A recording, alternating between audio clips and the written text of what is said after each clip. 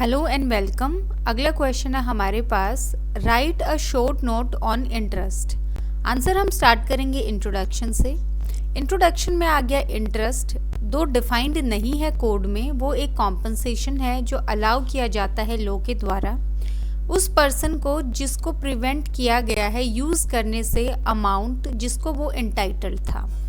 Section 34 जो है code का वो प्रोवाइड करता है कि जहाँ पे डिक्री जो है वो पेमेंट ऑफ मनी के लिए है और कोर्ट जो है वो अवॉर्ड कर सकता है इंटरेस्ट ऐसे रेट पे जो उसको ठीक लगता है कि वो रीजनेबल है on the principle some adjust. जितनी भी प्रिंसिपल अमाउंट होती है उस पर जितना भी इंटरेस्ट कोर्ट को रीजनेबल लगता है वो अलोंग विद जो डिक्री है पेमेंट ऑफ मनी की उसके साथ पास कर सकता है जो इंटरेस्ट का ऑर्डर।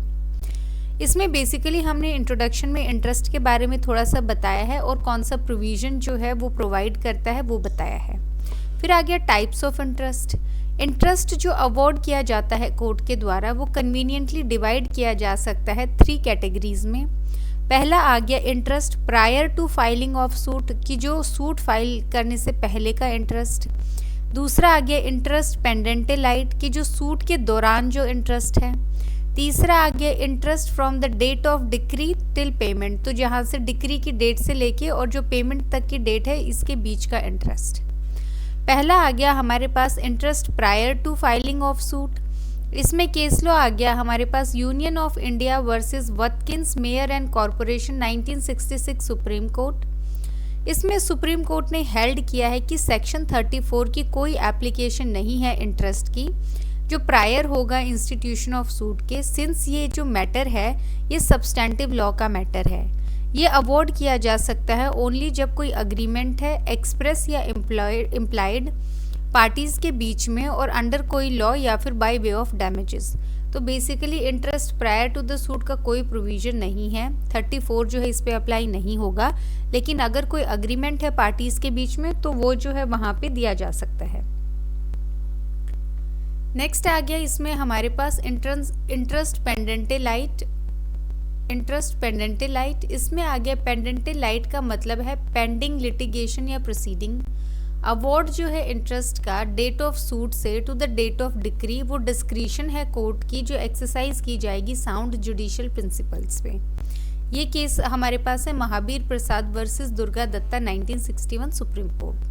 तो बेसिकली इंटरेस्ट पेंडेंटे लाइट आ गया हमारे पास, जो हमारे पास डेट ऑफ सूट होती है to the date of decree, इसके बीच का जो इंटरेस्ट है प्रोसीडिंग के दौरान का उसको बोलते हैं इंटरेस्ट पेंडेंटे लाइट।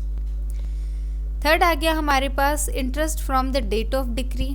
इसमें आ गया जो अवॉर्ड है इंटरेस्ट का जब डेट ऑफ डिक्री से लेकर जो डेट ऑफ पेमेंट है वो भी कोर्ट के डिस्क्रिशन पे दिया जाएगा। ये जो इंटरेस्ट है ये एक्सीड नहीं करेगा 6% पर एनम का जो रेट है।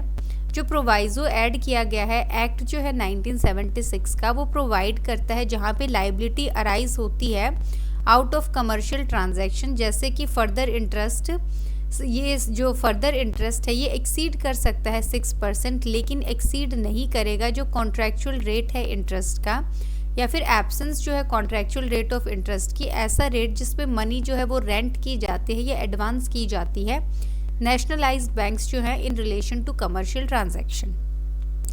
तो बेसिकली जो ऑर्डिनरी रेट है इंटरेस्ट का वो है हमारे पास 6%। ये एक्सीड करता है अगर कॉन्ट्रैक्चुअल रेट जो है इंटरेस्ट का वो डिसाइडेड है, लेकिन ये जो है अगर डिसाइडेड नहीं है तो ये जो रेट है वो एक्सीड नहीं करेगा उतना रेट जो नेशनलाइज्ड बैंक्स ने रखा हुआ है कमर्शियल ट्रांजैक्शन से रिलेटेड। तो बेसिकली ये 3 पॉइंट्स हैं इसमें जो interest from the date of decree होगा। फिर आ गया कंक्लूजन हमारे पास कि सेक्शन 34 क्लोज 2 जो है वो प्रोवाइड करता है कि अगर डिक्री जो है कोर्ट की वो साइलेंट है in respect of further interest तो ये डीम्ड माना जाएगा टू हैव रिफ्यूज। तो अगर डिक्री है इंटरेस्ट की उसमें साइलेंट है, ना ही अफर्मेटिव है ना ही नेगेटिव है, कुछ भी नहीं बोला गया है इंटरेस्ट के बारे में, तो ये जो है डीम्ड रिफ्यूज माना जाएगा कि इसको रिफ्यूज कर दिया गया है। इस क्वेश्चन में 2-3 बातें ध्यान रखने वाली हैं। पहला यही कि हमने 10 मार्कर के हिसाब से किया है, सिर्फ इंट्रो किया है, टाइप्स बताए हैं, तीनों टाइप्स को एक्सप्लेन किया है और कंक्लूजन लिखा है हमने। अगर ये 5 मार्क्स में आता है तो थोड़ा थोड़ा आपको जो है इसका जो टाइप्स हमने किए हैं उसका जो है कंटेंट कम करना है। बाकी आप हेडिंग्स 4 ही रखिए, इसमें आप इंट्रो लिखेंगे, फिर टाइप्स आप अलग से ना करके टाइप्स आर फॉलोइंग करके फर्स्ट एक्सप्लेन, सेकंड जो टाइप है एक्सप्लेन, थर्ड टाइप एक्सप्लेन, ऐसा कर सकते हैं। और लास्ट में जो है आप कंक्लूजन लिख सकते हैं जो हमारे पास 1 लाइन का है। ज़्यादा कट शॉर्ट नहीं होगा कंटेंट, लेकिन थोड़ा सा आप कर सकते हैं। बाकी जो है इस क्वेश्चन में हमने सब कुछ इंक्लूड कर लिया है। So thank you.